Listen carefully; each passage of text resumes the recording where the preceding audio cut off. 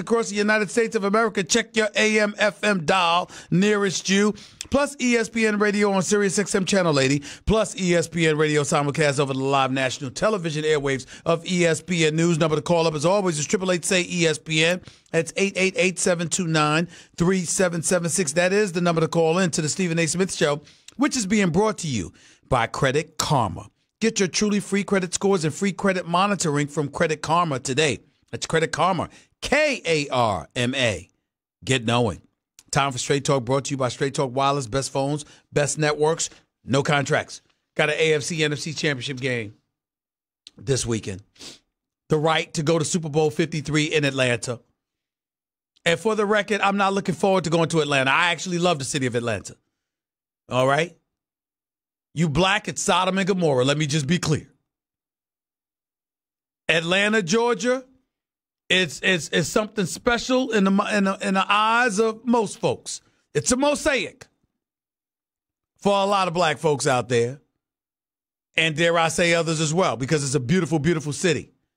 There's only one issue to have with Atlanta, the city of Atlanta, and that's the traffic for special events, because it's absolute gridlock. It's the traffic. No question about it. But we're going to get past all of that, because when we think about the Super Bowl, whatever scenario you want to pick, it's spectacular. You got the Chiefs hosting the New England Patriots. You've got the Saints hosting the Los Angeles Rams for the right to go to the Super Bowl. You got Jared Goff against Drew Brees. You got Tom Brady against Patrick Mahomes. You got young Lions and young studs versus future Hall of Famers who are unquestionably two of the greatest quarterbacks that we've ever seen in the history of the National Football League. And the complementary parts around each team is there.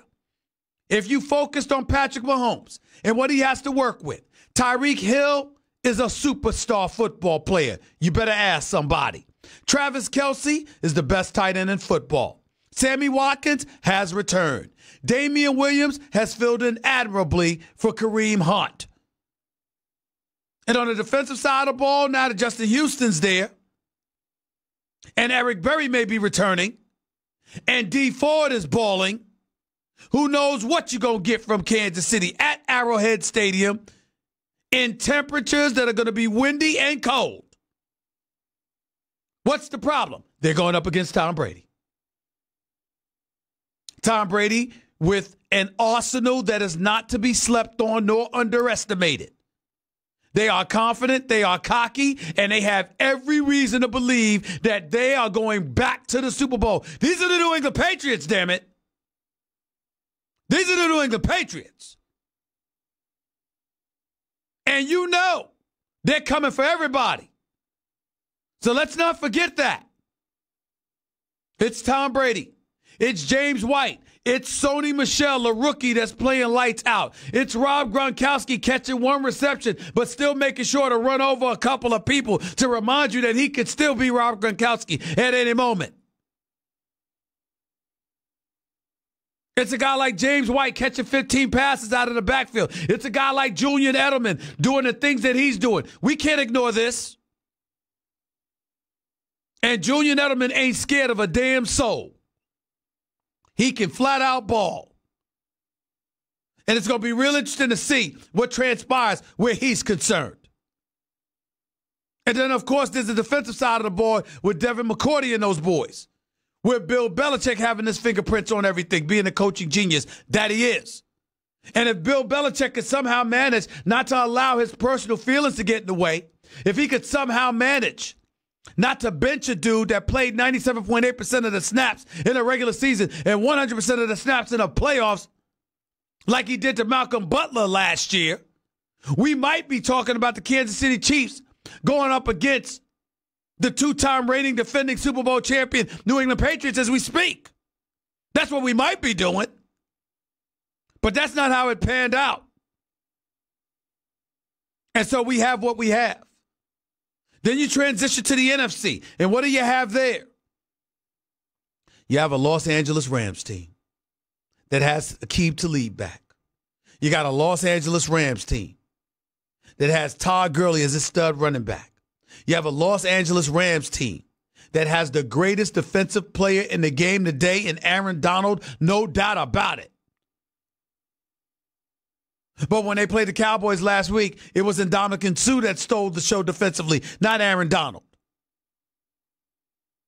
Offensively, it wasn't just Todd Gurley. C.J. Anderson had more yards rushing than he did.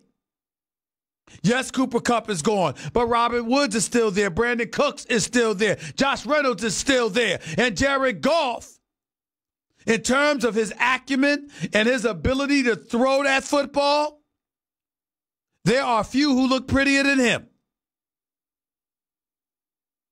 But their problem is that they're going up against the Saints, and the locale matters. When they played the New Orleans Saints earlier this season, they lost 45-35.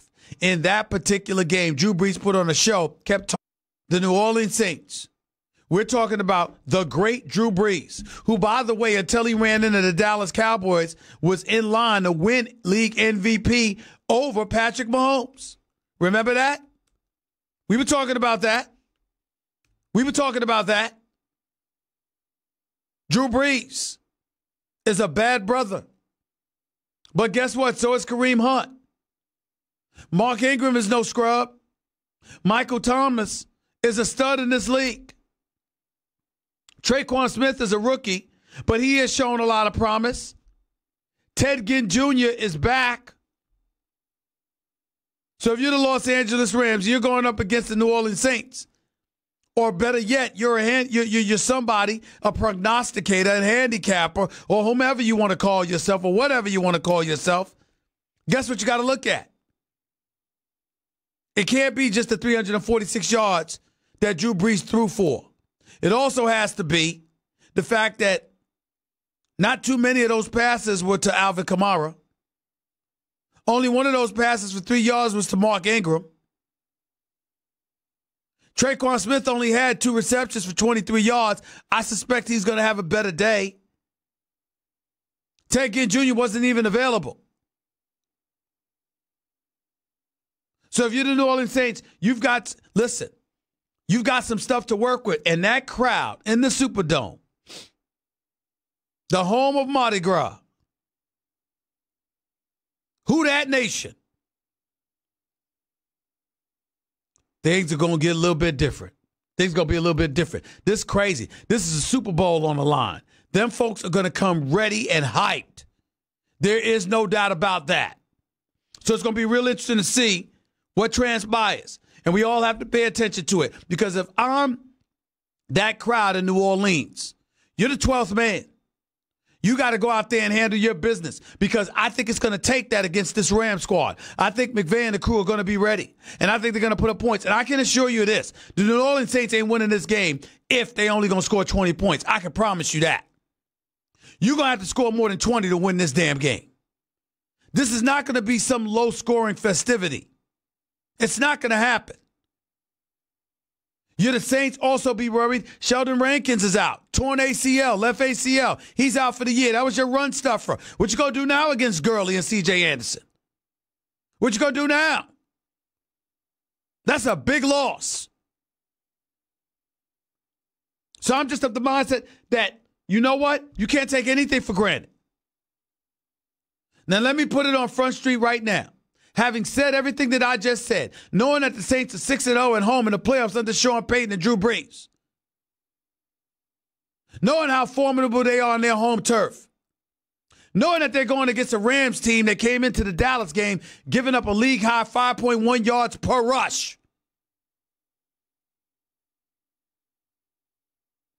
my response is don't think for 1 second. Don't think for 1 second that this Saints team are those Cowboys. They're not. I kind of wish the Saints had gotten their hands on the Cowboys to avenge what the Cowboys did to them early in the season. But that didn't happen. It wasn't meant to be because the Cowboys weren't good enough to get to this point. Fair enough. But this comes down to the Rams and the Saints. And I predict that both teams are going to score at least 25 points. So somebody's offense is going to have to show up. And it's going to be real, real interesting to see whose is it. or if it's both and we're going to have ourselves a shootout. 888-SAY-ESPN. It's 888-729-3776. You're listening live to the Stephen A. Smith Show, ESPN Radio and ESPN News. I'm going with the Saints and the Chiefs to win this game. I have extreme trepidation of both. I think both could end up being a tight 4 contest, and quite frankly, I'm wishing for it because I don't want blowouts. I don't want to see watching the New England Patriots trounce the Los Angeles Chargers last week was a complete waste of our time. The Chargers should have been ashamed of themselves. They never showed up. They never showed up. It was an embarrassing performance by the Chargers. Make no mistake about it. Just an embarrassing performance. But I got news for you. As spectacular as Tom Brady looked, and the rest of that crew, with James White catching 15 catches for about 91 yards, with Julian Edelman having about 115 receiving yards, all of that stuff notwithstanding, regardless of what you see the Patriots do offensively, I don't believe that New England's defense is going to shut down Patrick Mahomes. I don't see it. I think the Kansas City Chiefs recognize who they're going against, and they have to be ready. And to me, all the pressure in the world is on Andy Reid. Cliff Kingsbury, Freddie Kitchens, Adam Gase, Matt LaFleur in Green Bay, Bruce Arians in Tampa, that's not really important. Vic Fangio in Denver, that's not really, really important. But when you look at these openings, it speaks about young. It speaks about people trying to emulate the Rams and what they did in discovering Sean McVay. It features a whole bunch of things other than what it should be and what it should feature. And that is the fact that these young coaches, with a background of working with quarterbacks, epitomize the new generation of coaching talent that everybody is gunning for. At some point in time, somebody might ask the question, what about Andy Reid? Now, I'm not advocating nothing because I'm a fan of Andy Reid's. I've known him for many years. I love the guy, and I think he's a damn good coach. He's the play caller in Kansas City, not Eric Bieniemy, the African-American who happens to be the offensive coordinator for the Kansas City Chiefs. Fair enough. Andy Reid's the one calling plays. Andy Reid's basically the one running this offense. Andy Reid has been a coach in the National Football League in his 20th season. That's 2-0, John. That's 2-0, JC. 20th year. And not one Super Bowl championship to show for it. No, this is not saying Andy Reid needs to win or else he's gone. Nobody's saying that. What I'm saying is that I don't know if Andy Reid has ever had a better chance of winning the Super Bowl. You want to count Donovan McNabb and those boys from 2004 when he was in Philadelphia? Fine. T.O. was operating on one leg, and the rest of those guys, whether it's Pinkston or Mitchell or whomever, they couldn't touch T.O. And deep in your heart, you knew that New England were the favorites, and they should be the favorites. New England's not the favorites in this game against Kansas City. It's the Kansas City Chiefs that are. It's because of Patrick Mahomes and the stud that he is. He's going to win league MVP, threw 50 touchdowns this year and just 12 interceptions and 5,000 yards. He's going to win the league MVP this year. Make no mistake about it. And now,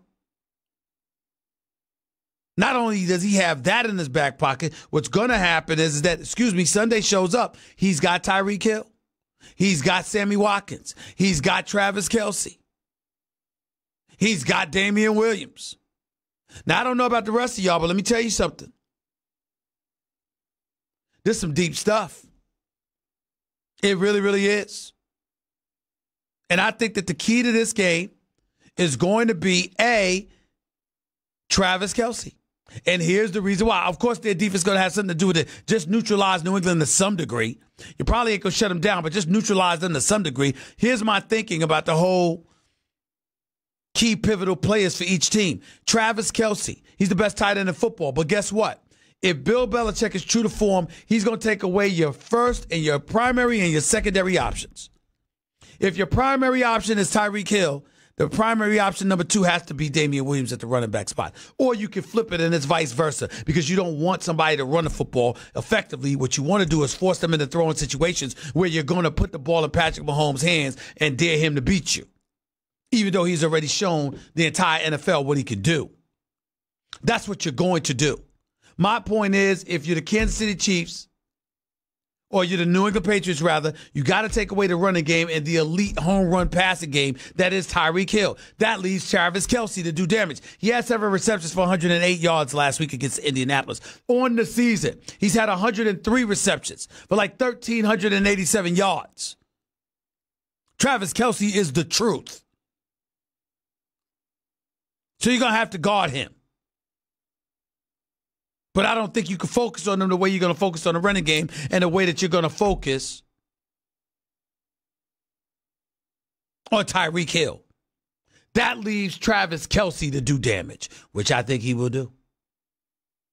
If you're New England, you got to give the ball to James White again and Sony Michel. Got to run the football because running the football sets up the passing game for Tom Brady. I don't think they're going to be able to run nearly as effectively as they did last week against Indy. And as a result, that would justify why I'm going with Kansas City, although I'm nervous about that pick. And then in L.A., you've got a situation where you don't have Cooper Kupp, but in Jared Goff, you do have Woods, you do have Cooks, you do have Gurley and C.J. Anderson. So the combination of those 2 running backs with those 2 receivers against a New Orleans defense that certainly is a hell of a lot better than given credit for.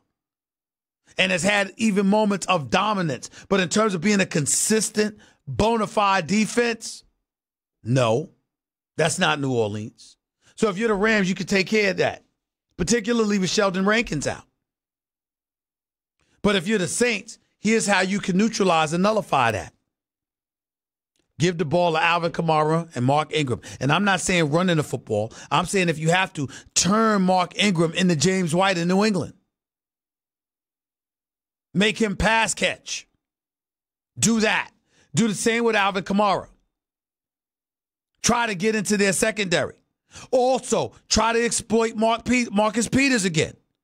Yes, there was no Aqib Talib the first go round, but the knock on Marcus Peters from football aficionados is that he is a guy that is not focused and disciplined enough at the corner position, meaning that he takes his eyes off your receiver. You're looking back at the quarterback. You're looking to make a play, take chances. He's vulnerable because of that reason. So if he's vulnerable because of that reason, you're the Saints. You got to attack him all day, every day, especially with Aqib Talib there. You got to pick on Marcus Peters all day long, especially with his temper and his temperament, because you don't know what he'll do.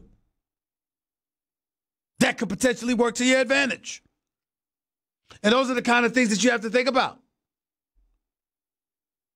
You really, really do.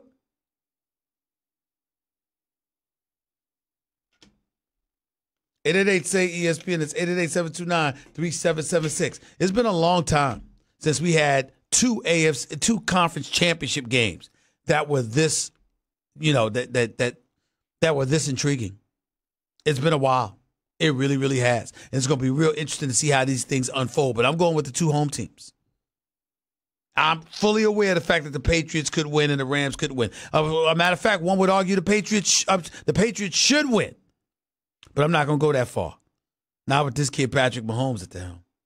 No, sir. You want to beat him? Take it. I need to see it. 888-SAY-ESPN. That's 888-729-3776. Fellas, stop lounging around. Be active. Take your girl out. Go to a game or a concert. Get tickets to something. Plus, the playoffs are upon. Ding, ding, dong. Stephen A. Smith Show. ESPN Radio is presented by Progressive Insurance. The power to save is in your hands. Snapshot from Progressive rewards your safe driving with discounts. Find out more at progressive.com. Stephen A. Smith Show, ESPN Radio, ESPN News right here with you. 888-SAY-ESPN. That's 888-729-3776. Reminding you, Louis Riddick will be on the show with us. Start off hour number 2. Obviously, I got some UFC to discuss. TJ Dillashaw versus Henry Cejudo for the flyweight championship of the world, 125 pounds. Interested in hearing what y'all think about that. ESPN and ESPN Plus tomorrow night. ESPN Plus will carry those championship fights after 10 p.m. Coverage begins on ESPN at 8 p.m. Goes from 8 to 10 p.m. Eastern Time on ESPN, and then from 10 p.m. to midnight, it's on the ESPN Plus app. I have been asked to host this beautiful event tomorrow night. I have no idea why. I really, really don't. John, JC, and the crew, I hope I do a good job. I mean, host is a little bit different. I hope I do a good job. Pray for me, y'all. Pray for me. 888-SAY-ESPN. That's 888-729-3776. Looking at the highlights right now, Dillashaw has lost a lot of weight. He usually walks around at 150. He fights at 135. He was talking about moving up to 145 to fight, but now he's come down to 125 to fight Henry Cejudo. Look, if they're right in what they say, that you know what, you sort of lose your bearings a little bit when you lose weight, then I'm going to have to go with Cejudo. I really am. He's got quick hands. He's fast. I don't know if he's got that kind of knockout power, but he's been the champion everywhere he's been. Bottom line is he's no joke. Got to give credit where credit's due. Talks a lot of smack, but backs it up. And Dillashaw will put himself out there. Take those chances. So it's going to be real interesting to see what happens. 888-SAY-ESPN. It's 888-729-3776. Let's go to the phones. Let's go to Troy. You're live with Stephen. Talk to me, Troy. Hey, Stephen. How you doing? How are you, sir? I'm good. How are you doing today? I'm all right. Go ahead, buddy. I just wanted to say, being a Kansas City fan has been a long road. I'm 56 years old, and the last time we won anything in this city in football, I was 8 years old. So, yeah, it's been a lot of disappointment. You know, I think it's with any sporting professional teams. The fans, you invest a lot of emotion in a season, you know. All right, I understand that. I understand that. But what did you really call to say, sir? I mean, I wanted to call to say that Kansas City Chiefs are going to win this game. This is finally our year. All right, why? I think Patrick Mahomes is a once in a several generational arm talent, and that I just don't think, like you said, I just don't think New England has what it takes to beat them, to get over that hump. Well, first, I'll stop right there. First of all, I didn't say New England doesn't have what it takes to beat them. I think they have what it takes to beat them. I just don't know. I'm just going with Kansas City because I think Mahomes is that great, and I'm rooting for Andy Reid. But let me ask you this question. How much pressure is on Andy Reid in your mind? A coach in his 20th season in the National Football League, that a Super Bowl championship pretty much is the only thing that has escaped his illustrious career. Tell me what you think about the pressure that's on Andy Reid's shoulders this weekend. I think there's a ton of pressure. I think there's a whole pressure of a whole city on him. I think this is a great sports town. I mean, just a couple of years ago, we had 2 World Series back-to-back, MLS Cup, but I think this is a football city overall. And I think all the pressure in the world's on Andy to win this. All right. It's heartbreak in football year after year that I think Andy's got the weight of, not just the weight of the city, but the weight of the world on his shoulders in this game. All right. Thank you so much, Troy. I appreciate the call, man, and good luck to you. I'm a guy that, listen, man, y'all, I love me some Travis Kelce. I had the pleasure of meeting him a couple of years ago. We've kept in touch ever since. I'm a huge fan of his, and especially I love his decision making. If y'all saw his women, you would know what I'm talking about. His decision making is impeccable. Let me just say that. But he also happens to be the best tight end in football right now. And Tyreek Hill, John, JC, everybody, Tyreek Hill's a superstar. Tyreek Hill is a superstar. I mean, can you think of you look at all the receivers in the National Football League. Tell me how Tyreek Hill doesn't belong in that conversation. As cat quick as he is. This brother's special, man. He is special. So it's going to be real interesting to see, but I definitely believe there's a lot of pressure on Andy Reid, no doubt about that. Sam, you're live with Stephen A. Talk to me. Stephen, what's going on, bro? I'm good. What's up? So, the 33% chance of the Patriots winning the game, am I right? 33. I don't know about that number. I haven't seen that number. Somewhere. Okay, I haven't seen the number. I haven't seen the number, but go ahead. Okay. So, Deflategate 2, Steven, what are the chances then?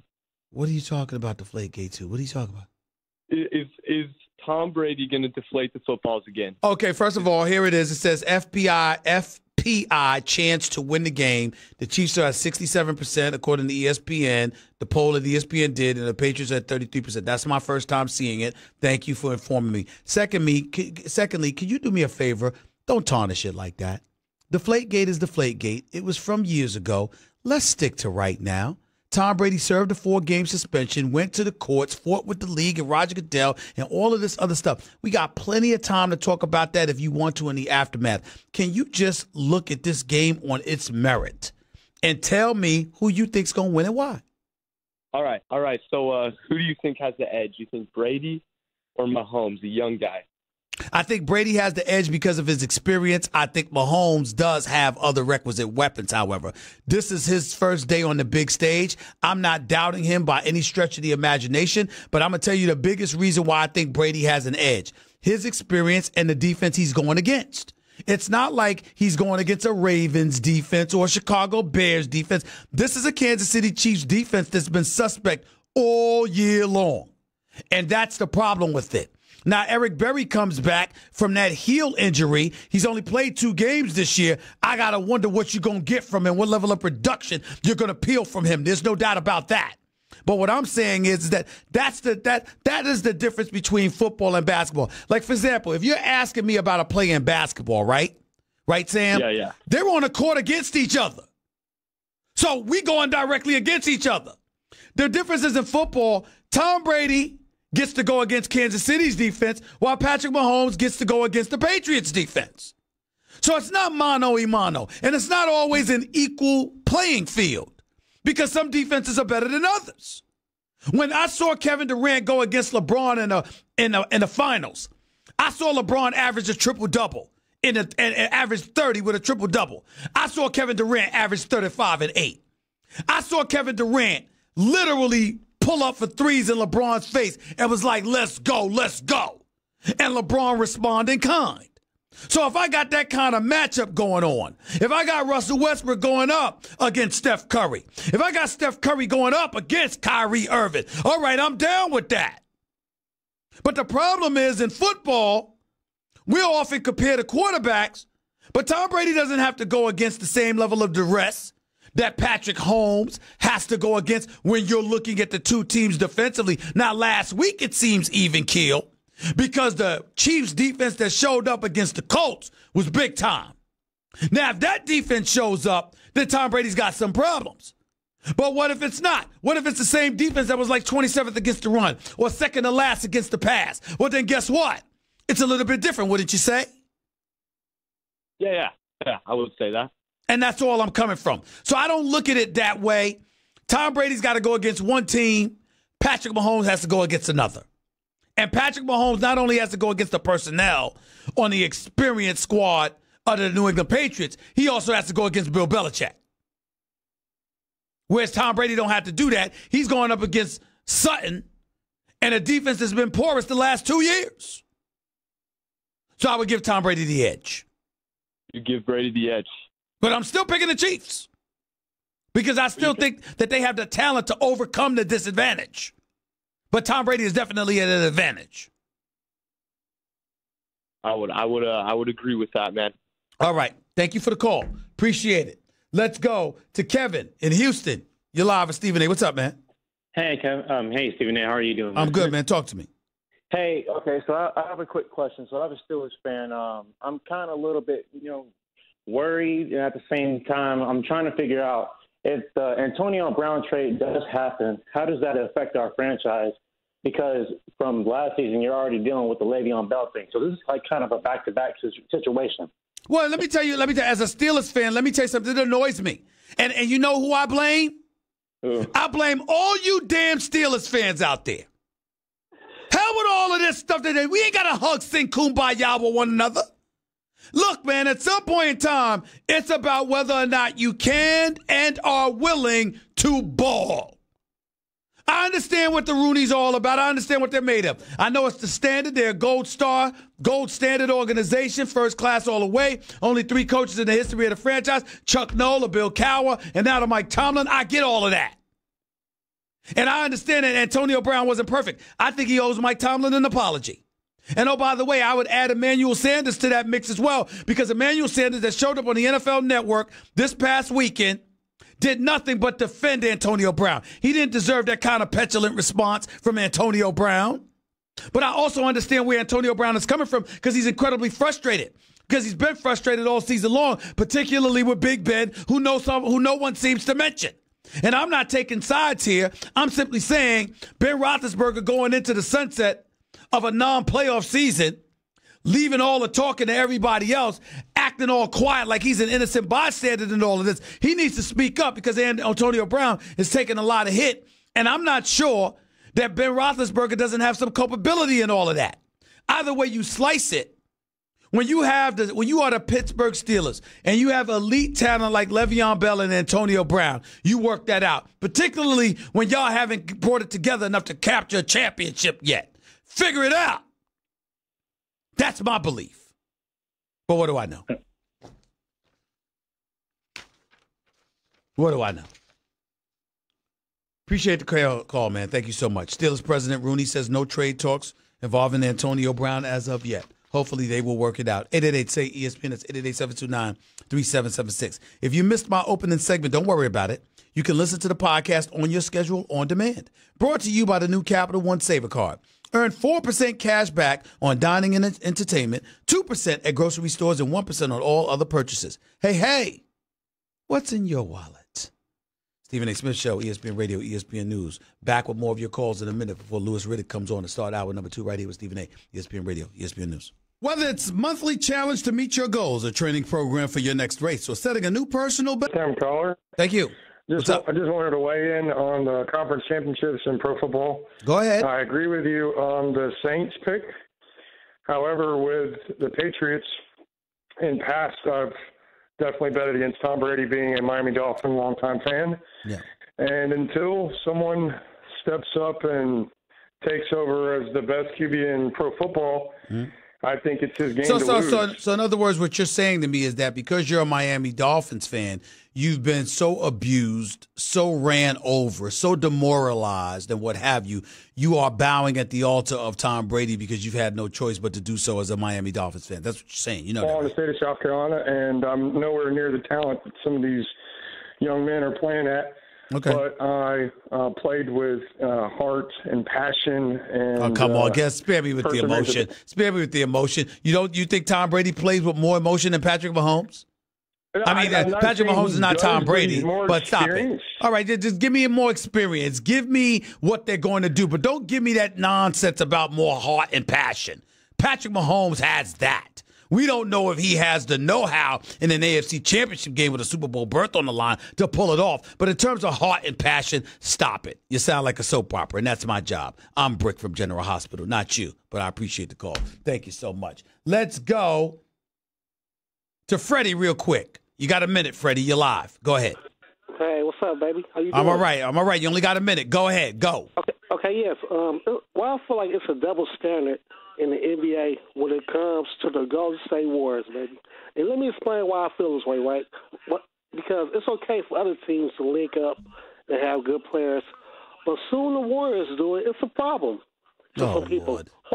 Oh, Lord, stop it. It was a problem. What do you think? You think Kevin Durant and the Warriors went through more than what LeBron James went through when he went to Miami? That is nonsense. Who's your pick for Pacquiao and Broner Saturday night?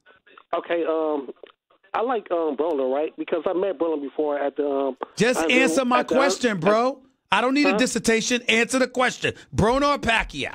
I got Broner, baby. Knockout or decision? Decision. Okay.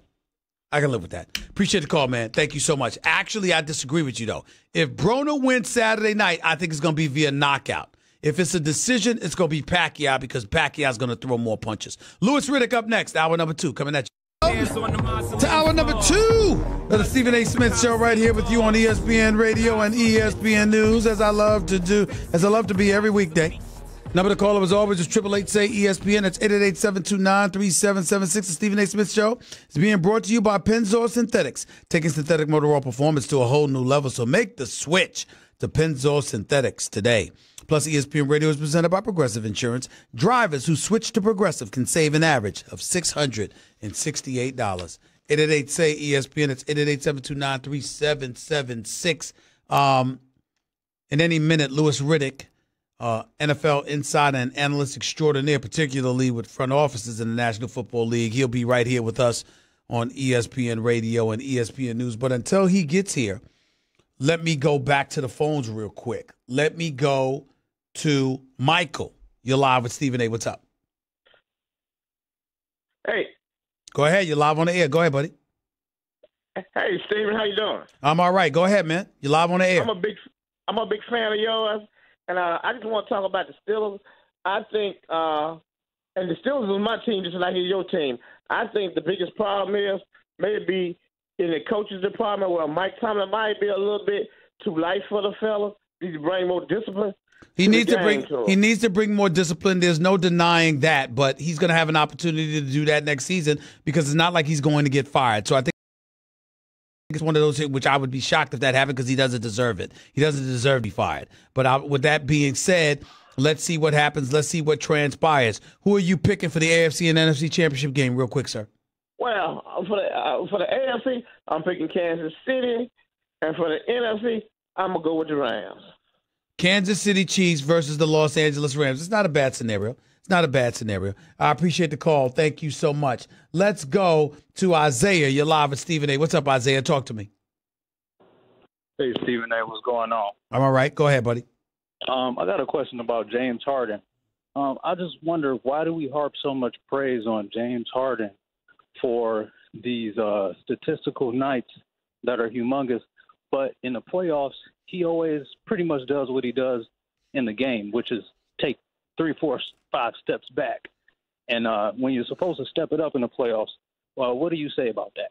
Well, I say that he's got to improve with this performance offensively in the postseason. There is no denying that. But the flip side to it all is that he's asked to carry a tremendous load as well. Let's not negate that. When I'm watching right now, for example, is Herculean. It's absolutely sensational. The flip side to it is that it can't last. If this guy keeps having to do all of this leading into the playoffs, by the time the playoffs arrive, he's going to be gassed and he's going to have nothing left. And D'Antoni is going to run him into the ground. Some would argue that happened with Steve Nash. Some would argue that happened with Kobe Bryant. But that's just the way I see it. Appreciate the call. Is he there, y'all? He's there? Okay. Louis Riddick, NFL insider extraordinaire, is with us right now. What's going on, man? How are you? Stephen A. I'm doing all right, brother. How are you? Let's get right into it, man. We've got this postseason. We've got the Kansas City Chiefs hosting the New England Patriots. First of all, how shocked were you that you saw what you saw from New England against the Los Angeles Chargers last weekend? Yeah, we talked about it, Stephen A. It was something I wasn't really shocked about in terms of what their approach would be. Look, this is still a big man's game. It's still a game where you try to impose your will, especially if you're dealing with an opponent who physically, just from a sheer size perspective, is inferior to you. When you put 7 defensive backs on the football field against the New England Patriots offense, or 6 defensive backs, and try to use that as a standard base set for your defense against their regular personnel, what do you think they're going to do? They're going to jam the ball right down your throat. Because physically, you just can't hold up doing that. You can't hold up putting safeties at inside linebacker. You can't do it, especially when the Patriots practice power football. They believe in power football. So the way they ran the ball with Sony Michel, the various forms of run schematics that they used in order to exploit the Chargers' defense from a personnel perspective didn't shock me at all. And then from there, when you have defensive backs playing linebacker and you're running the ball at them, as a guy who's a little bit smaller, you're going to think, well, I got to get a jump on this play and try and insert into the run game even faster before these big jokers get up on me. What do you think happens then? Then the play-action passing game opens up. So anytime they ball fake it, pull it out, and throw it, you're way out of position. So they had them at their mercy, and Gus Bradley did nothing schematically to change it, and that's why Tom went crazy on him. So with that being said, how do you anticipate things will be different, at least, against the Kansas City Chiefs this Sunday afternoon? Well, one, I'll say this. The Chiefs are going to have like four guys in particular who are going to play prominent roles in this game on the defensive side of the ball that weren't even available to them the first time these two played. Namely, the two big ones are going to be Justin Houston is playing now. He didn't play in the first game. Eric Berry's playing now. He didn't play in the first game. Those are two huge additions. The Chiefs last week against the Colts really raised their game defensively at home against the Colts, who had one of the best offensive lines in the league, and totally shut down their run game. So, and they play much different at home defensively than on the road. Their offense can play good no matter where. The defense really feeds off of the crowd noise, the atmosphere, being at home there, and the statistics bear it out. I think they will make a concerted effort for sure to try and suffocate this offense, meaning this, as many guys up around the line of scrimmage as possible to shut down the run game, make sure Sony Michel doesn't go crazy. And when you have a team that doesn't have a whole lot of speed at wide out like the Patriots don't, you're going to try and challenge them at the line and make them earn every single thing they get. You don't back off of this team and give them space. When you do that, Tom will eat you alive. So I expect them to play one of their best games, and I expect them to make the Patriots earn every yard that they get. How do you feel the Chiefs' offense will play? We got Patrick Mahomes. We got Tyreek Hill. We've got Travis Kelce, who I think is the best tight end in football. We've got Damian Williams filling in admirably, at least last week, for Kareem Hunt, who obviously is out for the rest of the season on the commissioner's exempt list. We all know why. And Sammy Watkins is returning. How do you anticipate this offense will perform, and how much pressure do you believe is on Andy Reid in his 20th season to finally get it done? I think the offense will perform. I think they'll play one of their best games of the year. I think in the first matchup between these two teams, Pat Mahomes missed three easy touchdowns. Well, not easy, but three clear touchdown throws that he should have had in that first quarter that could have blew the game wide open for the Chiefs and totally flipped the script in terms of how that game turned out. He was too amped up. He was too hyped up. He admits that. I think you'll see a different Pat Mahomes in this game. They're at full strength offensively, minus Kareem Hunt. But Damian Williams, look, he's legit. He's a guy who their general manager down there, Brett Veach, loved. He's a guy who's big, fast, physical, great hands out of the backfield. The offense won't skip a beat. I think I'm not going to say it's going to have. They're not going to put up the same number of points as they did in the regular season. I don't know if weather conditions will permit it. I don't know if the familiarity that they now have with each other will permit it. But I expect Pat to throw the ball as well as he ever has. I expect the run game to be strong. I expect them to move the ball. I mean, look, the Patriots are a bend but don't break defense that plays great situational defense, red area, third down. They'll make their plays. I just have a feeling that from a talent standpoint, the Chiefs will make enough plays to win this game and get to their Super Bowl. Your feelings about the pressure that's on Andy Reid for this game? Yeah, I mean, it's legit, and you've alluded to this on your show. He's under pressure, and he won't say that, but of course he is. Look, one of his disciples, Doug Peterson, went back to his place that he kind of brought out of the, kind of rebuilt back in the early 2000s, and he won a Super Bowl. So you know, just from a competitive professional standpoint, Andy has to want to win one, and he knows he has one of the best teams he has had outside of the teams that he's had in Philadelphia that he should have won a Super Bowl with at some point in time. His defense isn't as strong as maybe he would like it, but I think his offense can offset it, some of those weaknesses, and I think they're strong enough in order to get to the Super Bowl and ultimately win it. So there's no question from the outside looking in, the expectations are very high for him as far as this Chiefs team is concerned, getting them to the Super Bowl. Whether he admits that or not really is irrelevant because in order for him to really be mentioned with the greats, and he is a great coach. No mistake about that. He is. But really, to be legit in the conversation, we all know he's got to win one. Talking to Louis Riddick right here with Stephen A., ESPN Radio, ESPN News. Let's stay on the subject of the AFC teams from this perspective. Robert Kraft, the owner for the New England Patriots, went on the record, was doing an interview, and called Tom Brady the greatest football player ever. Ever. Not the greatest quarterback. The greatest football player ever. Louis Riddick, to that you say what? I can see why he says it. Like, obviously, he's a little biased or a lot biased, but he's had an up close and personal front row seat to witness one of the great stories ever in the National Football League, as far as a guy who was drafted with not a whole lot of expectations attached to what his career would look like, who's going on to be one of the most accomplished individual and team players ever to lace them up in the NFL. There's no doubt about that. And look, for a guy who played in an offense and for a team that emphasized team over individual and had a rotating cast of characters in the salary cap area and was never, really focused on just driving up his stats because his coach's philosophy wouldn't allow him to. He got every single thing out of what he was allowed to do and what the players around him allowed him to do throughout his entire career. And the greatest compliment you can give is the fact that he elevated everyone around him to a level that maybe they couldn't have been elevated to if it wasn't for his ability in particular, which I think is the greatest compliment you can give a guy in a team setting. And he's still doing it. He's still showing no signs of, experiencing the kind of fatigue mentally or physically that usually makes people tap out at this point. So, yeah, look, I saw LT up close and personal. I'm sure you did too. Lawrence Taylor was about 25 years ahead of his time. He was ridiculous. Jim Brown, I never saw play in person. Saw video. He's legit. Jerry Rice played against him. He was a machine. Mm-hmm. These are legends. I played against Jerry Rice. Never got tired ever. Never said a word. Well, that was my selection. When I say the greatest football players ever, the name I come up with is Jerry Rice. But you know what? And I'll go here too. All right. Look, I played with Deion Sanders. There isn't a corner on this earth that could do what he could do from a pure coverage perspective. He toyed with people. He played with them. Like a lion plays with prey out in the wilderness. I mean, he played with people because he was bored because he was so much better than them. So just from a pure talent perspective, I mean, Bo Jackson. Of course, we're getting into a long discussion here, but I mean, Bo Jackson.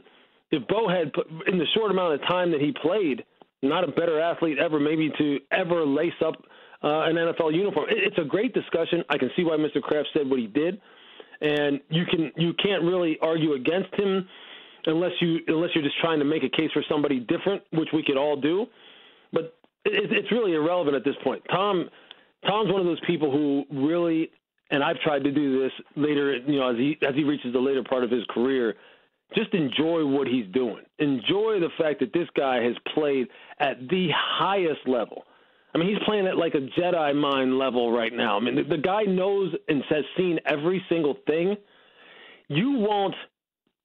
I don't believe you will beat Tom. Tom beats himself at this point because there's nothing he hasn't seen and there's nothing he can't figure out. So you were it's pretty cool. I mean, I'm on the bandwagon, so to speak. I respect the guy's game immensely. So basically, you're not caught up in, well, he didn't look that great during this regular season. No. He wasn't one of the great quarterbacks during this regular season. No. I'm sorry. Let me get a bit extreme, Louis Riddick. You're not saying that he's falling off a cliff. You're not saying that either, are you? You're not doing that either. Not like your co-host wants to do. No, I'm not doing that. I mean, Max should have known better. How about that? Louis Riddick right here with Stephen A. ESPN Radio, ESPN News. Before I get to the NFC, I got some news that I needed you to comment about. Scott Linehan, offensive coordinator for the Dallas Cowboys, is no more. According to multiple reports and multiple sources, Linehan is out as offensive coordinator after serving as the Dallas play caller since 2014, presiding over 3 rushing champions and DeMarco Murray in 2014, Ezekiel Elliott in 2016 and 2018. But he is out from the organization as the Dallas Cowboys offensive coordinator. No word on how the Cowboys will replace Linehan. Your response? I'm not shocked. Look, given what they have at their disposal and how inconsistent this team can look, especially from a passing game standpoint, you knew that that the coaching staff, meaning Jason Garrett and the owner who ultimately makes these decisions anyway, was going to look for something that would give this offense more horsepower and more diversity. Because when you watch the All-22 of the divisional round against the Rams, even though the Rams were putting it on them, as far as the Rams offense versus the Cowboys defense, were really controlling the game from a physical standpoint, the Cowboys could have stayed in that game if the passing game would have been clicking because there were people running wide open. And now when it doesn't work out, as far as Dak maybe not finding the people he needs to find, or it's hard to put my finger on. Let's just put it this way. The offense underperformed in that game relative to what the opportunities show. Someone has to take the fall for that. And he was going to take the fall. He was going to take the fall anyway, even before this, because the offense was pretty static from week to week and lacked creativity, lacked some of the things that you can take advantage of with defenses now, given how offenses have expanded their scope and what Dak can do physically as well. What he brings from a weaponry standpoint. So you know they were going to go in another direction. This isn't shocking at all. At all. I knew you weren't. I know your class personified, so I can almost predict and anticipate your answer. But I'm going to read this statement to you from Jason Garrett right now. He says, "This was not an easy decision because of how highly we regard Scott Linehan as a football coach and as a person. He and I had some really positive, substantive, and open discussions which took place in the latter part of this week, and we ultimately agreed that it would be in the best interest of all of the parties involved if we were to make a change in this at this position. This was very much a mutual decision, and there was a great deal of common ground and shared understanding between both of us during our meetings." He said more, but I'll stop there. You believe any of that? Yeah, if he said it, I believe it. Yeah, there whatever. you go. Exactly. Yeah. Louis Riddick right here with Stephen A., ESPN Radio, ESPN News. Let's get to the NFC game. You saw the Saints against Philadelphia. You saw what the Rams did against the Dallas Cowboys. Who did you walk away feeling better about? Well, obviously because of the way in which the Rams beat down the Cowboys, you sit there and go, okay, they're not messing around. They're trying to send a message about, we're not all flash and dash. We're not all L.A. West Coast throw the ball over the yard, pretty finesse. We can play bully ball just like everyone else is starting to play in the playoffs.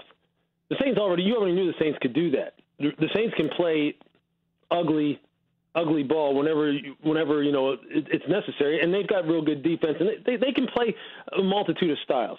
I would say I was more impressed with how the Rams beat the Cowboys more so than how the Saints beat the Eagles. But I'll say this: I was down in New Orleans the first time these two met, and there's this something about I think the Saints may have gotten a little bit bored as the season went on. I don't like to say that because it's not like they're like multiple time champions or anything. But this seems like they hit a little bit of a stale point as far as their execution and attention to detail and their intensity. I think it's going to be different in this game. I think they're going to raise the level again. I think that atmosphere down there is just hard to overcome. I think it'll be a tightly contested game that it will be a slugfest. It's not going to be an aerial show. It's going to be a slugfest. I think the Saints will come out on top of that one, but it's going to be it's going to be tightly contested. It'll be a last possession thing. If the Los Angeles Rams had Cooper Kupp at their disposal, would you be picking the Saints still to win it on their home turf? I still would, and I like Cooper. I remember going down to the Senior Bowl and seeing Cooper Kupp and seeing just what his skill set, how his skill set would transfer to the NFL, and it did seamlessly, beautifully. Sean integrated him into that offense perfectly. I still would say, though, like you know that atmosphere down there. Drew is a upper echelon, just top-notch, all-time great quarterback. Mm-hmm. You know those two running backs are legit, and they are going to come out humming. That offensive line 1 through 5 down there in New Orleans is as good as a top 5 O-line in the league. It's not top 3. And this defense, I'll tell you what, losing Sheldon Rankins hurts because he's one of the best young D tackles in the NFL. Mm-hmm. But Cam Jordan is a stud. Demario Davis is a stud. Marshawn Lattimore is a stud. And I'll tell you this, Eli Apple, for a guy who people left for dead leaving the Giants, he's been balling. He's done a great job. Absolutely. It's funny how that works, isn't it? Yeah. It's funny how when you consider the fact that these guys are human beings, and not all human beings are made for every situation, you give this guy the benefit of the doubt, you go, man, he wasn't nearly as sorry as I thought he was. Mm. This is a team, the emotion that this team plays with down there, if you're just watching a game at the Superdome, you can't help but dance in your seat. You can't help but get goosebumps when they introduce that team. It's ridiculous. I love going to that place more than any other for pregame because, legit, the people are rolling in there off of Bourbon Street, out of the bar. It's just sick down there. I just don't know if the Rams can overcome that, if they can fight off that tidal wave of emotion and all that energy down there, then they deserve to go to the bowl. I'm telling you that because this team's going to come out humming, man. That game, you pay double to be in that atmosphere you'd pay double to be in that atmosphere for a game like this. So would I. I know I would, without question. Louis Riddick, appreciate you, man. Enjoy these games, and we'll be talking to you over the next 2 weeks leading into Super Bowl 53 in Atlanta, Georgia. Appreciate you, bro. Thank you so much. You bet. All right, the one and only Louis Riddick right here with Stephen A. ESPN Radio, ESPN News. 888-SAY-ESPN is the number to call up. That's 888-729-3776. You're listening live to the Stephen A. Smith Show, ESPN Radio, ESPN News. By the way, Peloton is a game-changing indoor cycling bike that brings the energy of live studio classes right to your home anytime you want. Winter or summer, rain or shine. Whether it's a monthly challenge to meet your goals, a training program for your next race, or setting a new personal best, the Peloton bike will make you want to show up and, Saturday, as in tomorrow night, January 19th, the UFC debuts on ESPN Plus with a true super fight, champion versus champion. Bantamweight title holder TJ Dillashaw drops to flyweight to face the king of the 125-pound division, Henry Cejudo. Live on ESPN Plus at 10 p.m. Eastern. Coverage of the prelims starts on ESPN at 8 p.m. Eastern. Start your free trial of ESPN Plus today. Download the ESPN app to get the best of UFC on ESPN Plus. 888-SAY-ESPN. It's 888-729-3776. You're listening live to Stephen A. Smith Show, ESPN Radio, ESPN News. Let's go back to the phones. Let's go to Scott. You're live with Stephen A. What's up? Hello, Stephen A. What's up? I'm a Bear fan, longtime Bear fan. I started going to home games when I was 8 years old. I missed 2 games. I am 71 now, so obviously I'm hooked on pro football. I love it. I don't miss a home game for anything. And I got stories about that I won't tell you. But anyway, recently, during the playoffs, I hear things about focus, concentration. This is the playoffs, effort. So my question is, am I not seeing the best effort during the regular season? And if so, why not? If you're not seeing that best effort during the regular season, from whom? From the players. I hear players now. I hear things. Last 2 weeks, I've heard the word focus more than any. Listen. Well, it's not that you don't focus. It's that it's do or die. It's like it's knowing there's a tomorrow compared to not to knowing there is no tomorrow. It's a human instinct that comes along with it, sir. I would have put more into that. You're making the argument, and it's plausible. Your question is plausible, so I'm not trying to dismiss it. But because I understand what you're saying. In other words, you're a professional athlete. You're supposed to be focused and on your A game at all times, blah, blah, blah, blah, blah. But human instinct mandates that when more is on the line, you're tighter, you're more locked in, zeroed in, et cetera, et cetera. There's just extra levels in the human psyche that take fold. For example, when you're one and done, if you're playing for a championship, right? As opposed to a regular season that involves 16 games. Or if you're playing basketball, for example, and it's 82 games, right? And then you go to a Game 7 of an NBA Finals. Well, during those 82 games, there is tomorrow. During a best of 4 game series, that there's an elevated level of urgency, but there's still tomorrow. But when you're in a Game 7 of a championship series, there is no tomorrow. And as a result, you let it all hang out because there's no turning back. You don't get to recover or to gather a reprieve from this particular situation. This is it. It's do or die. And the human psyche just takes us to places that normally you couldn't go to under circumstances such as that. And that's what I appeal from it. Playoffs create an atmosphere that, you can get emotionally to a different level that you normally couldn't get. Is that? Yeah, something along those lines. But again, it's not about the playoffs. It's about the fact, because again, playoffs, it depends on the sport. But ultimately, it's the do or die scenario that you find yourself in. In other words, there is no tomorrow. There's no tomorrow. You see, like, for example, if you're something totally unrelated to sports, right? If you're going down I-95 with 3 lanes, right? You going 80, 90 miles an hour, you ain't worried about a thing. You feel what I'm saying? Yeah. But if you're driving on a cliff with 1 lane, and if you swerve the wrong way, you'll fall off of it and kill yourself. There's a heightened level of focus, wouldn't you say? Yeah, I just feel like if it's October, I still want to see somebody playing like it's do or die. Yeah, but in the same breath, the bottom line is that again, they're giving it all they have in their mind at that particular moment in time. They can't treat every situation like it's do or die because every situation is not do or die. And the reality in your psyche knows that. And that's the challenge. We're talking a playoff creates a situation that brings more effort out from the player. I guess. I don't know. I guess they said focus. They never said effort, because I don't see too many professional athletes that would concede we didn't give maximum effort. It's just that this focus combined with that effort that really changes things for you. And I think that's what they're alluding to. But I appreciate the call, Scott. Thank you for the discussion. It was very fruitful. Let's go to Sonny. You're live with Stephen A. What's up, Sonny?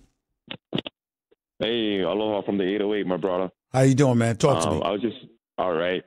You know what, man? I'm getting really sick and tired of all this, the greatest of all time, the greatest of history and stuff like that. I'm one of the most greatest appreciators of sports, just like the next guy, But when you talk about, like how some of these analysts are saying that the Warriors are the greatest, I mean, they're going to have the greatest starting lineup of history, or Robert Kraft saying that Tom Brady is the greatest player of NFL history. It's like, look, you got to break it down and, prospectively, you cannot disrespect all the other players or all the other teams of years past. They're great too, but you got to put it in perspective in the sense that, will you stop with your emotional Dear Abby soliloquy? Sir, people do that. That doesn't make them right. But they're not victimizing anybody. I was just in Philadelphia the other day, okay? I was at the 76ers Minnesota Timberwolves game. And I was talking to a gentleman by the name of Sonny Hill, the founder of the Baker League for many years in Philadelphia, a basketball historian, a broadcaster, one of the phenomenal figures we've ever seen in American sports history, to be quite honest with you. Sonny Hill is a special kind of guy. He's an acquired taste. He's not for everybody, but I love him dearly, okay? And the man is in his 80s, looking like he's in his 50s or 60s. He's just phenomenal in a lot of ways. You can't talk to Sonny Hill about Michael Jordan being the greatest. He wants to bring up Wilt Chamberlain. He wants to bring up Elgin Baylor. He wants to bring up people like that. And you know what I do when he does that, sir? I shut the hell up. You know why? Because he's coming from a different perspective. He's got me by about 30 years. And because he's got me by about 30 years, that means he's seen 30 years of more content, live and in living color, than I was ever fortunate enough to witness. So what he's willing to accept from me is me saying Michael Jordan is the best I've ever seen, as opposed to just a blanket statement like the best ever, because he has history on his side. I don't. You have some who have history on their side. You have others who don't. Those people marvel at whatever generation they want to marvel at. Sonny Hill marvels at a generation that came before mine. I marvel at my generation. Some puppy that was just born 10, 15 years ago would try and tell me LeBron James is the best of all time. The list goes on and on. It happens, but it makes sports interesting. That's how it goes. But yeah, like how, Michael Jordan, when people label him as the greatest, he'll rebut that and say, look, there's other players that came before me, and that's what I respect about him. Well, that's what you respect about him. So you're trying to say that somebody else that has an opinion that Michael Jordan is the greatest, you don't have any respect for them thinking that Michael Jordan is the greatest, is great and phenomenal as he was, them drawing that conclusion? What's wrong with it? You can agree or disagree, but why are you so emotionally disgusted by it? Just because they need to put it in perspective that but they do. Different generations. Let me ask you a question. A 25 or 30-year-old that tells you LeBron James is the greatest ever, what perspective do you need? He's 25 or 30. Yeah. Doesn't that speak for itself? Players before him. But I'm saying, but doesn't that speak for itself? He's 25 or 30. Why does he have to tell you his perspective? How do you not know it already? He's 25 or 30 years old. Yeah, like how you said about that gentleman, Sonny, you just kind of listen and be like, these guys need to know that there are other great players before. I told Sonny Hill, Michael Jordan is the greatest ever. Sonny Hill said in your era.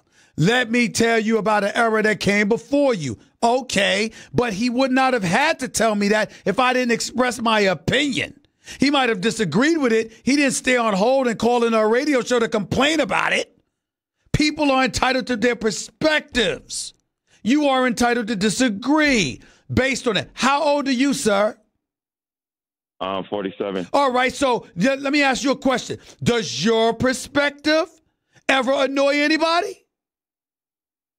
I'm sure it does. Thank you. Have a nice day. 888, say ESPN. It's 888-729-3776. You answered the question. Okay. Robert, you're live with Stephen A. What's up? Hey, cuz, I love your show. Thank you. Hi. Pleasure. Listen, I'm a big-time Laker fan. I have a tremendous concern for the Lakers and Magic Johnson's organization. And what I mean by that, I'm concerned in about 2 years, it's imperative that Magic gets Anthony Davis ASAP. LeBron will hand off the baton to Anthony Davis to carry the legacy when LeBron's not there. If they do not get Anthony Davis, Lakers organization is going to be in the doldrums. Well, let me tell you why I disagree with you. I'll tell you why I disagree with you. 2 years ago, we weren't talking about the Greek Freak the way we're talking about him now. Right. 2 years ago, we weren't talking about Kawhi Leonard the way we are now. 2 years ago, as great as Steph Curry was when he was the winning league MVP honors, we weren't talking, even though Russell Westbrook won the MVP that year, we weren't talking about Steph Curry the way we're talking about him now. 2 years is a long time. Now, if you came to me and you said to me that you got to get Anthony Davis now, I can understand that. But 2 years from now, there might be somebody else that the Lakers are targeting. It is no question that they need to get a preeminent superstar in this game for LeBron to pass the baton to. There is no doubt about that. And even while that's happening, the Lakers got to pray that LeBron James ultimately stays healthy over the course of his 4 years in the Lakers uniform. All of those things are undeniable. But it doesn't necessarily have to be Anthony Davis. It has to be an Anthony Davis, Kawhi Leonard, Kevin Durant type of player, magnitude-wise, that comes to the Los Angeles Lakers to help LeBron James. That's what the Lakers need. Not necessarily a specific individual, but somebody of that ilk, somebody of that magnitude that can position them for championship contention. That's what the Lakers have to have. It doesn't necessarily have to be this one player. Well, again, like I said, I'm looking at it for what it is now to start a legacy. Well, you Not said 2 only years. That, we're looking at their championships all predicated around a big man, Lakers. You know, you had your Shaquille. That's a different day. Different day, sir. Different day. Games change. Game has changed. Need to fill the stands. I think Anthony Davis is the best ball All right, player that's fine. now. But since you brought up filling the stands, I got news for you. Kyrie Irving would fill the stands just as much as Anthony Davis. Now, he wouldn't be as effective as Anthony Davis in a Lakers uniform, but Kyrie Irving would fill the stands just as much as Anthony Davis. I'm telling you right now, Kyrie Irving might be as more box office than Anthony Davis. I gotcha, but that doesn't mean he's going to be. Well, he's not going to be better. He can't teach 6'11". I agree with you there. All right. I gotcha. Okay. It's a pleasure meeting you, my friend. Thank you, sir. Appreciate the call. 888-SAY-ESPN. It's 888-729-3776. You know what never goes out of style? Surprising a special friend or loved one with 24 multicolored roses for $29.99 from 1-800-Flowers.com. To order, go to 1-800-Flowers.com/ESPN. The Stephen A. Smith Show, ESPN Radio, ESPN News. Back with more in a minute. Your calls, that is, to close out the show and the weekend before the NFC and AFC Championship game this Sunday afternoon and this Sunday evening. Stick around. Don't touch that dial. It's Stephen A. coming at you. I'll be right back. With Vivid Seats app, it's easy to find awesome seats. 888-SAY-ESPN. It's 888-729-3776. You're listening live to Stephen A. Smith Show, ESPN Radio, ESPN News. Anthony, you're live with Stephen A. What's going on? What up, Stephen A? We only got a minute. We only got a minute, bro. Go ahead and get to your point. I'm going to be quick. My point is this. Broner, round 3, he going to knock Pacquiao out. Straight like that. Adrian Broner, ladies and gentlemen, is challenging Manny Pacquiao for the WBA crown tomorrow night at the MGM Grand in Las Vegas, Nevada. You're picking Adrian Broner. You know why I got a problem with that, bro? Why? Adrian Broner's activity. It would shock me if he caught Pacquiao and knocked him out. I don't think it would be early, though. I think if it happened, it would be around the 6th or the 7th round. But Adrian Broner's got to throw punches. He's got to throw punches. That's why I think he's going to come out, because he knows he's got to throw punches against Pac. I think he's going to come out on fire them first 3 rounds. And he's going to catch him. You might have a point. Go ahead, man, real quick. One more quick thing. Yep. Do you believe that Trey Jones is the key to Duke's national championship run this year? Could possibly be, but you know what? Cam Reddish to me is the key. Cam Reddish is Cam Reddish is the best shooter, but more importantly, he's got to be a bit more aggressive and assertive. It can't be just about Barrett and Zion Williamson. If Duke's going to win a national title, there's got to be a third wheel, and I think that third wheel, even though Trey Jones is very important, I think Cam Reddish is the key. Agreed. Okay. All right. Appreciate the call, man. Thank you. Joe, you're live with Stephen A. Talk to me. Hey, Stephen A. Thank you for taking my call. Love you. Love your show. Appreciate it. Go ahead, man. I've been a Bears fan since 1976 when I watched Walter Payton run for the first time, and I live in Missouri amongst thousands of stumbling, bumbling Chiefs fans. So I have to be very educated on the Chiefs when talking to them. So I watch every play of every game and have chart the plays, and I'll tell you how the Patriots beat the Chiefs. Number one. You got 45 seconds. Make sure you do it in that time. Number one, they hit quick hitters between the guard and the tackle on both sides, averaging about 6 yards a carry this year. The Chiefs are giving up. Number two, they run the rub plays on the pass plays, short ones. But number three, most important, they blitz. They blitz. Patrick Mahomes is completing 40% of his passes this year against the blitz. And against the Indianapolis Colts in 11 blitzes, Chiefs had a grand total of 2 yards. Okay. End game right there. We'll see. Listen, the problem with your analysis is that the kind of things that you've highlighted is the kind of things that Bill Belichick will know. And as a result, he'll be prepared for. I'm still picking the Chiefs, though, in a nail-biter, and the Saints in a nail-biter as well. Chiefs, Saints, Super Bowl 53. Holla at y'all Monday. Until then, peace and love.